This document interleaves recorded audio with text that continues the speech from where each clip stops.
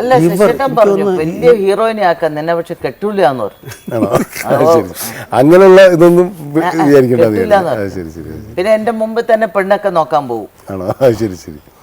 പക്ഷെ ആരും കൊടുത്തില്ല. എന്തിയാക്കും അതെന്താ വെച്ചാൽ അന്ന് അപ്പോഴേക്കും ഗോസിപ്പൊന്നുമില്ല.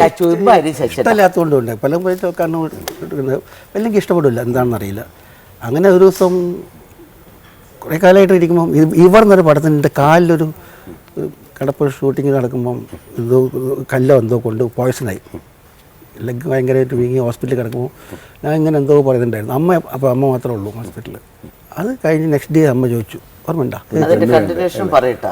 അല്ല അത് അല്ല അമ്മ ചോദിച്ചു നിനക്ക് ഇഷ്ടമാണ് അവളെ ഇഷ്ടമാണെന്ന് പറഞ്ഞു. നിനക്ക് അവളെ കല്യാണം കഴിക്കണം.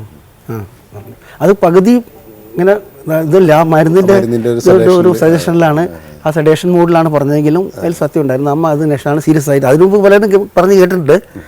പക്ഷെ അമ്മ മദ്രാസിലുള്ളപ്പോൾ മദ്രാസ് എൻ്റെ കൂടെയാണ് താമസിക്കാറുള്ളത്. പക്ഷെ അന്ന് നല്ല ഗോസിപ്പ് ഉണ്ടായിരുന്നു കേട്ടോ. ഞങ്ങൾക്കറിയാം, ഞങ്ങളൊക്കെ അറിയാം. ഐ വി ശശി സീമയെ കല്യാണം കഴിക്കാൻ പോകുന്നു, സീമ ഐ വി ശശി പ്രേമമാണെന്നൊക്കെ പറഞ്ഞിട്ട് ഗോസിപ്പുകൾ എന്തായാലും ഉണ്ടായിരുന്നു. അതുണ്ടായിരുന്നു. അല്ല അത് കാരണം വേറെ ഗുണം വെച്ചാൽ ഇവൾക്ക് സ്ട്രഗിൾ ചെയ്യേണ്ടി വന്നേ ഇല്ല. കാരണം സാധാരണ ഒരു ന്യൂ ഫേസ് ആകുമ്പം പല പ്രോബ്ലംസ് ഉണ്ടാവും. അപ്പോൾ എൻ്റെ ഒരു ആർട്ടിസ്റ്റ് എന്ന് പറഞ്ഞുകൊണ്ട് അപ്പോൾ ബാക്കിയുള്ള ഡയറക്ടർ സ്റ്റൈലോ ആക്കിയുള്ള ആ അതിൽ റെസ്പെക്ട് അന്നേ കൊടുത്തിരുന്നു നോക്കും. അത് ശരിയാണ്. നിങ്ങളുടെ ഇനി വിവാഹത്തിലേക്ക് വന്നാൽ അപ്പോൾ ഏത് സിനിമ ചെയ്യുമ്പോഴാണ് വിവാഹം കഴിച്ചത്? മീൻ എന്ന് പറഞ്ഞ പടം. മീൻ കഴിഞ്ഞിട്ട് ആണ്. അത് ശരി ശരി.